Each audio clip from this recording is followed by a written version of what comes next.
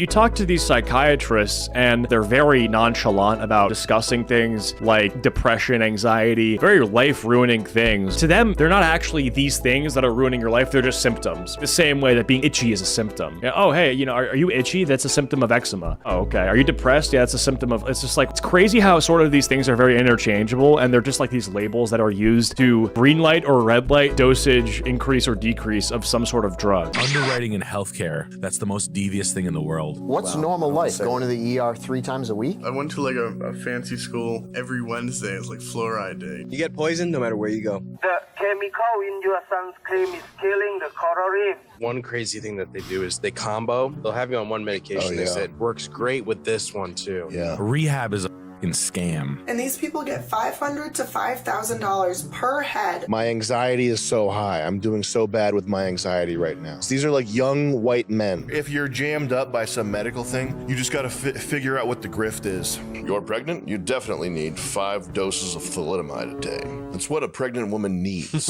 It's what her body craves. The balls, just like the balls on that. Like, oh, my shoulder hurts. You're a fucking opioid addict. Like, what? Yeah, I know what you want, you painkiller fucking junkie. You want to blow me for a double script? Have you guys ever broke your toe? Well, yeah, now you're on fucking opioids forever. Sam Hyde looks like a mad scientist? Yeah, he does. Greek guy with an open shirt. Yeah.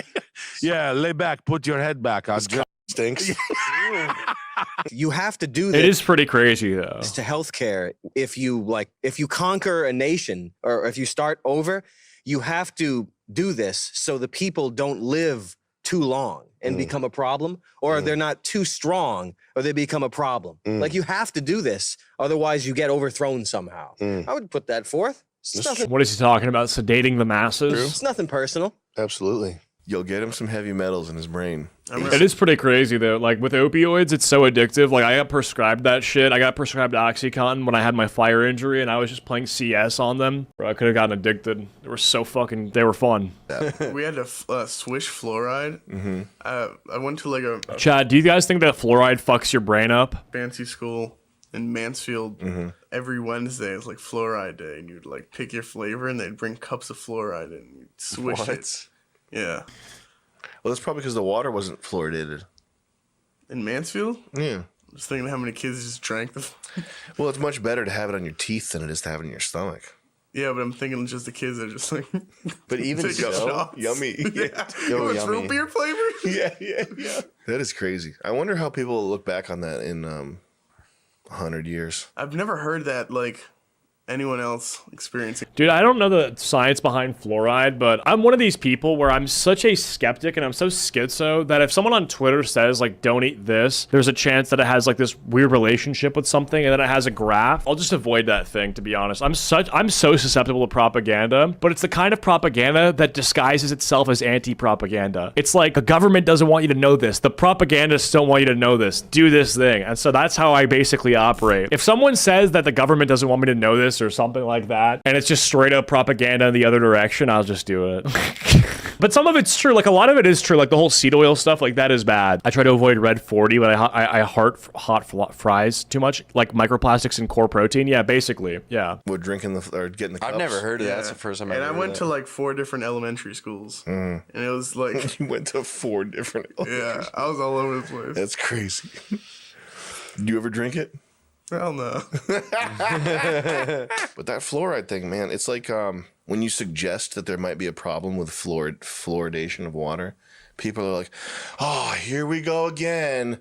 And next thing you know, the space aliens are going to come down and show you the next dimension. Yeah, I mean, the thing is, with all of what I've uncovered about what we eat and drink, the whole fluoride thing doesn't seem like a reach now. Like, after realizing that core power protein shakes have, like, phthalate content that is, like, a small credit card's worth of plastic every year, something like that, it's like, yeah, maybe fluoride isn't good. Or maybe fluoride in the water is like, there's something to that. I'm not saying there isn't. I haven't done the research. With the phthalate content I have, but I want to believe it because it's like the same people that I heard about the phthalate stuff from. I then look at their page and I'm like, well, he was right about that. Like literally, what else is he right about? And it's like people writing about fluoride and stuff like that. Some of it does get kind of wacky though. Some of the conspiracy stuff does get kind of wacky. Like I did see one guy who's talking about there's two, like, they call them pills. The pills on stuff. One of them is about sunscreen. And it's like that sunscreen is like giving you skin cancer, and one of them is about like 5G. I don't know about the 5G or the sunscreen, but if you guys want to pill me on that, then feel free. Right? These are like young white men. Yeah. My anxiety is so high. I'm doing so bad with my anxiety right now. I had a blue collar friend of mine tell me yesterday that he's like, my doctor put me on Lexapro. I go, Kick-ass. don't do that. Yep.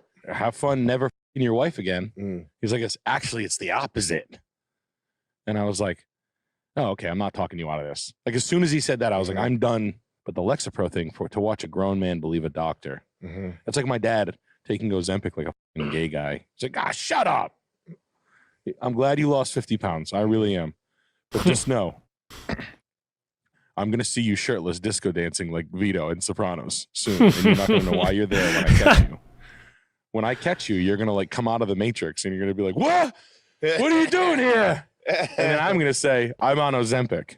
Like the American medical system, I mean, I feel like it's coming to its like glory right now. They're one crazy thing that they do is they combo. They'll have you on one medication. They said works great with this one too. Yeah, and if they do the double. That hurts my feelings. It's like a waitress upselling your meal. Completely. Yeah, it's like when you're shopping for designer and then you get like a small thing just to indulge, and then they're like, it goes great with this $1,000 t-shirt. You got to complete the look. Yeah, I do think that like with the medical stuff, this is something that I've been very critical about, and because I've been like a part of it, I've been through the ringer. You talk to these psychiatrists and they're so passé about things that are really inhibiting your life. They're very nonchalant about, discussing things like depression, anxiety, very life-ruining things. They're not the things itself. Like to them, they're not actually these things that are ruining your life. They're just symptoms, right? They're just symptoms. The same way that being itchy is a symptom. Yeah, oh, hey, are you itchy? That's a symptom of eczema. Oh, okay. Are you depressed? Yeah, that's a symptom of. It's just like, well, it's crazy how sort of these things are very interchangeable, and they're just like these labels that are used to either green light or red light the dosage increase or decrease of some sort of drug. That to me is insane to me, right? My dad has to take Ozempic for diabetes or something, but also if you just want to lose weight, just work out and diet. Yeah, 100%. Don't give it a big pharma unless you need the medication. 1,000%, yeah. And I could go on the whole ADHD kids rant where ADHD, in my opinion, is like you're supposed to look at a kid and then be like, oh, that's a kid. He's hyper. His heightened energy and his hyperness is just correlated to his youth. It's not something that needs to be diagnosed. Not something that needs to be treated. It's not a sickness. It's just a kid being a kid. Usually you just bring a kid to Chuck E. Cheese where a kid can be a kid, not a fucking psychiatrist where a kid can be a fucking patient. It's not what it's supposed to be. I thought that was wild, but yeah. 24 ounce. Goes really good with punching road cones. Yeah. This goes really good with screaming Stained lyrics into your elbow while laying down on the ground. You're gonna love it by sweating underneath a pile of hoodies.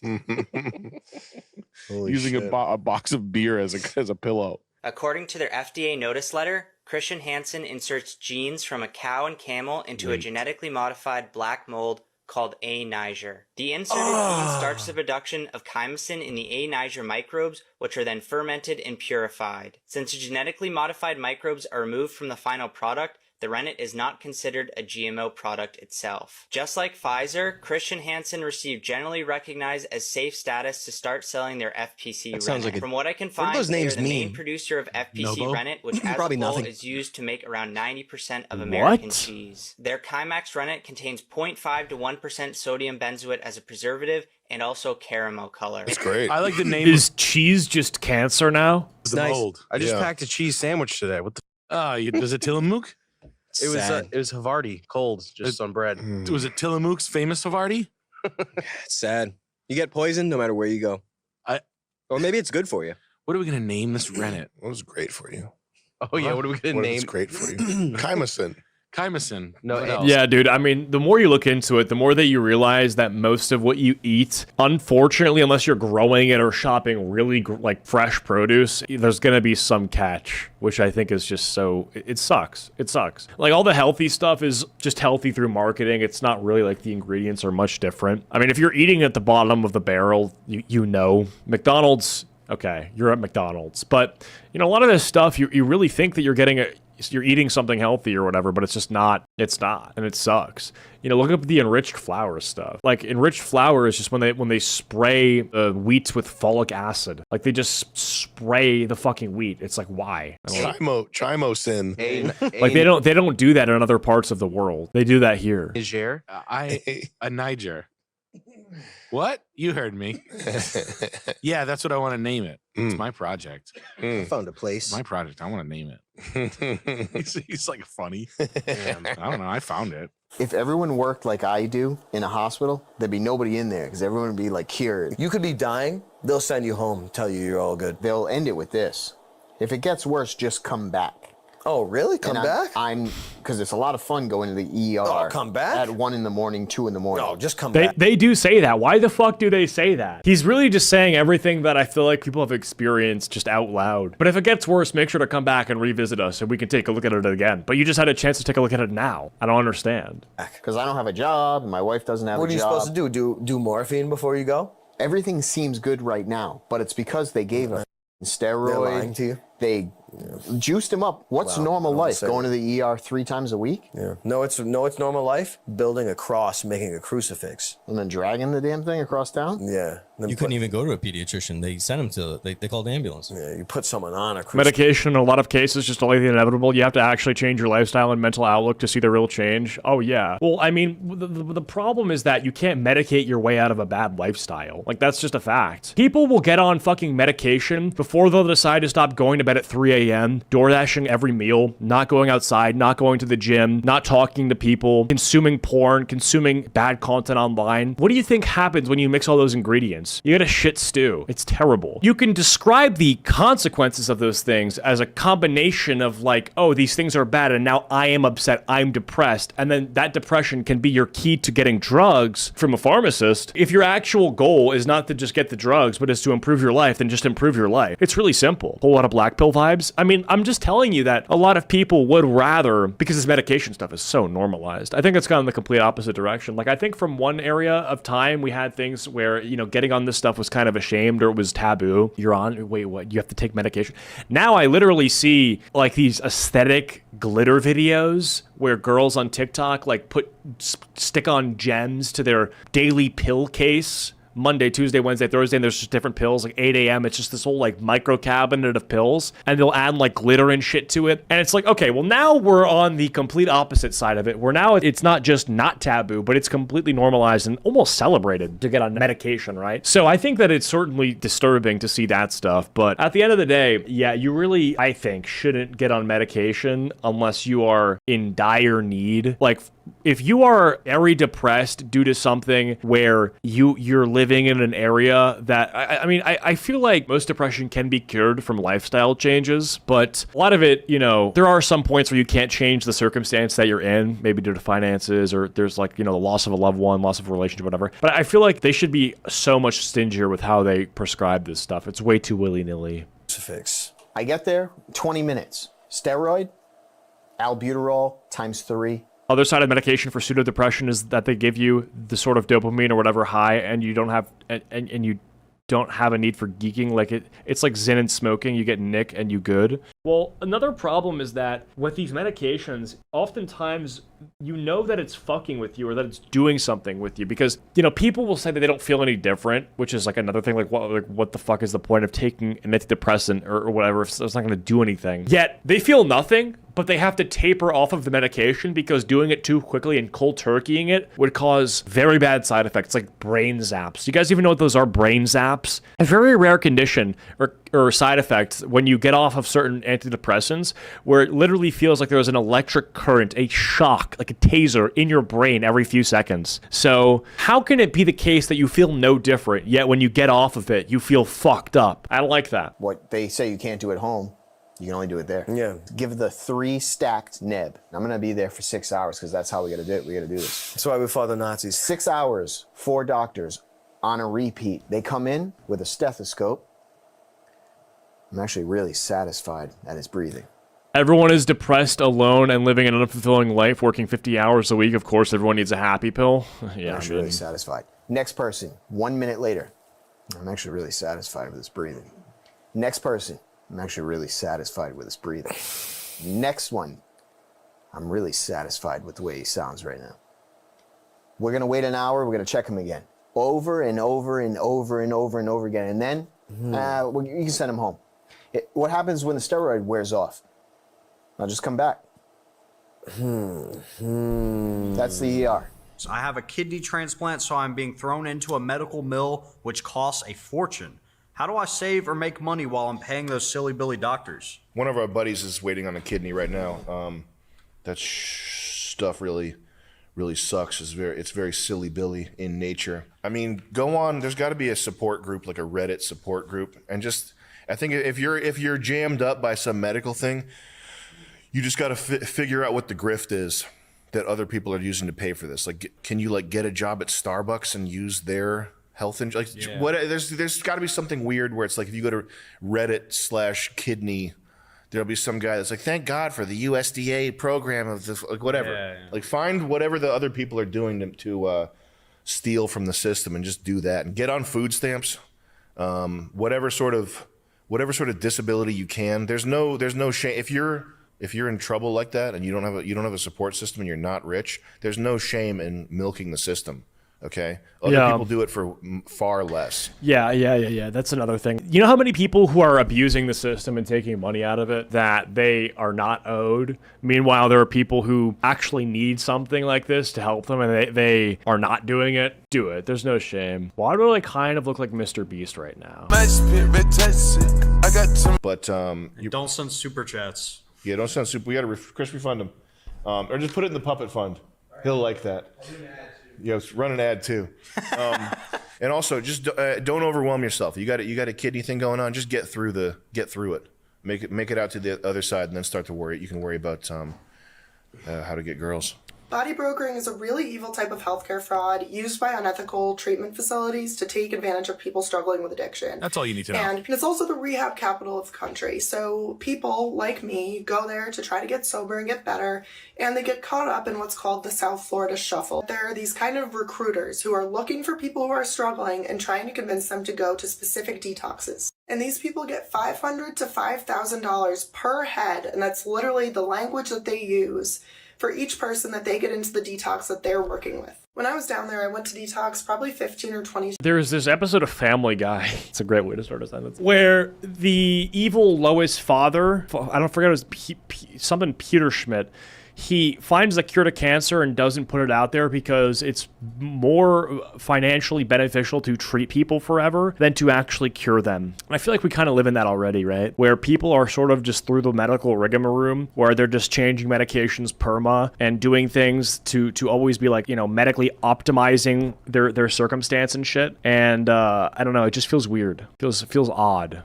Times with the guy that I was using with, and most of the detoxes didn't actually take his insurance, but they'd be like, oh, no problem, he can piggyback off yours, which I later found out is completely illegal. So they were charging my insurance for all of his services too. Not to mention, no legitimate detox or treatment facility will even take a couple or people who are using together. She's actually kind of cute. It's her childhood. But the reality of rehab, I remember saying it was fake when I was out in LA. I remember this kid went to rehab that we were friends with, and I was like, "Where is it?" And he told me like where it was and like what he was doing. And I'm like, that just sounds like a fucking scam. Fraud, waste, and abuse. I sat next to that lady on that plane that was telling me about like female gynecology appointments in New York City, and she was finding all these like Persian doctors that were just like writing up like exams for men, and it was like a really easy one to catch right off the rip. That's awesome. Yeah, and the exams for men. Yeah. Ahmed, your pussy is so pink. Money is cool. Oh, Ahmed, your pussy stinks, bro. Just kidding, bro. It smells like balls. You like Lamborghini? Rehab is a fucking scam. And like coked out NHL players and NBA players and NFL players that like do too much coke, they make it like automatic. Like you have to go. Like if one of the guys was like doing coke and you're like, bro, can't come back to work until you do a rehab. Let's put it this way: quitting drugs through a treatment facility is for fucking rehab. I don't give a fuck about its success rate. It's holistic bullshit. It's a zero accountability thing. some medication. I mean, I feel like there are certain drugs that are so addictive that you kind of have to be put in a bin. There are some addicts where if you don't put them like in the bin, they're just gonna get more heroin. And the idea is that you will not be able to get heroin, right? Women, it was thalidomide. Have you ever heard of thalidomide? No. It was like some of those like doctors were like, you're pregnant. You definitely need 5 doses of thalidomide a day. It's what a more medical bullshit, bro. Sam Hyde's the goat, though. I fuck with him.